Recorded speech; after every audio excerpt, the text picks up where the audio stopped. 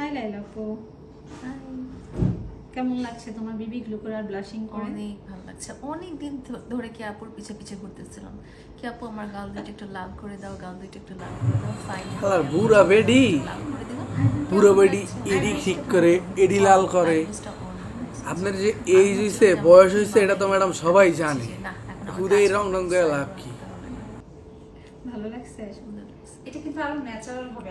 এটা কিন্তু আজকে তো এখন তো তোমার স্কিনটা যখন কিওর হবে না, স্কিন তোমার অ্যান্টি রিঙ্কেলস হিসেবে কাজ করবে, পোর মিনিমাইজ করবে, আর আইব্রোসটা অনেক বেশি ন্যাচারাল হবে।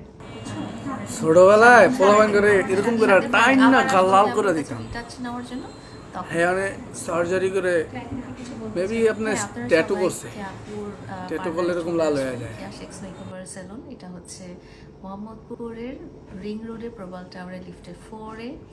সো আর তারপরে আপনার এই যে এইখান দিয়ে এইগুলা ট্যাটু করছে, ট্যাটু করে এরকম করছে।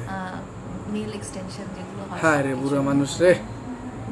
নেক্সট তোমার আইডেস এক্সটেনশন। তারপরে হচ্ছে যে এই যে আরেকটা জিনিস হচ্ছে স্কিনের যে দাগগুলো ছিল, আমার যে ফোটা ফোটার দাগগুলো ছিল, এগুলো কিন্তু অনেকটাই নাই হয়ে গেছে, প্রায় 80% নাই, প্রায় 80%। যত যাই হোক ফিল্টার কিন্তু মারেন না, আরেকটু বাকি আছে। ন্যাচারাল কিন্তু এরকম না। বাই করে কিউট করে একটা ফ্লাইং কিস দাও।